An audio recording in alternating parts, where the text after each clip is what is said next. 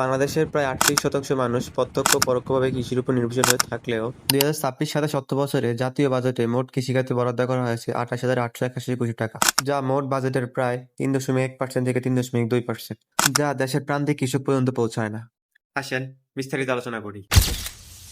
বাংলাদেশ একটি কৃষি নির্ভরশীল দেশ হয় এদেশের প্রায় 58 থেকে 60% মানুষ গ্রামে বসবাস এবং প্রত্যক্ষ ও পরোক্ষভাবে 38% মানুষ কৃষিকাজের সাথে জড়িত আছে। কিন্তু লক্ষ্য করলে বোঝা যায় বাংলাদেশের অর্থনীতি কৃষিখাতের অবদান বর্তমানে 11 থেকে 12%। দুঃখজনক বিষয় হলো গত এক দশক ধরে কৃষিখাতের বাজেট তুলনামূলকভাবে কমছে বলে ধারণা দিয়েছেন অর্থনীতিবিদরা। এর কারণে কৃষকদের প্রধান চ্যালেঞ্জ হচ্ছে সার, কীটনাশক ও জ্বালানির দাম বৃদ্ধি, শ্রমিক খরচ বৃদ্ধি, উৎপাদন খরচের তুলনায় অনেক ক্ষেত্রে কম বাজার মূল্য এবং জলবায়ু পরিবর্তনের প্রভাব।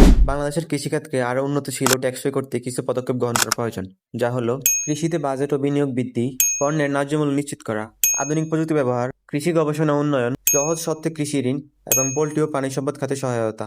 এই কয়েকটি বিষয়কে অগ্রাধিকার দিলে বাংলাদেশ কৃষিখাত আরও বেশি শক্তিশালী ও লাভবান হতে পারে। কৃষিখাত উন্নত হলে একটি দেশ বিভিন্নভাবে উন্নত হতে পারে, যেমন খাদ্য নিরাপত্তা নিশ্চিত হয়, কৃষকের আয় বৃদ্ধি পায়, কর্মসংস্থান বৃদ্ধি পায়, শিল্প খাতের কাঁচামাল সরবরাহ করা হয়, রপ্তানি আয় বৃদ্ধি পায়, এছাড়াও দারিদ্র্য কমে এবং গ্রামীণ উন্নয়ন ঘটে। সংক্ষেপে বলা যায়, কৃষির উন্নতি শুধু কৃষকদের নয় বরং পুরো দেশের অর্থনৈতিক, কর্মসংস্থান ও জীবনমানের উন্নয়নে গুরুত্বপূর্ণ ভূমিকা রাখে। তাই বলা যায়, কৃষিক্ষেত্রে এগিয়ে নিলে দেশের বেকার জনগোষ্ঠী কর্মক্ষম হয়ে পড়বে, নিজের আত্মসংস্থান নিজে গড়ে তুলতে পারবে, এতে করে কৃষি অনেক বড় ব্যাপক ভূমিকা রাখতে পারবে। তাই সরকারের কাছে বিশেষ আবেদন, পরবর্তী বাজারে কৃষির জন্য আরো বেশি বরাদ্দ করা হোক এবং কৃষিকে আরো আধুনিক করা হোক, যাতে কৃষি আরো বেশি প্রয়াস এবং ধীরে ধীরে অগ্রগতির দিকে এগিয়ে যায়। সবাইকে ধন্যবাদ। আল্লাহ হাফেজ। আসসালামু আলাইকুম ওয়া রাহমাতুল্লাহি ওয়া বারাকাতুহু।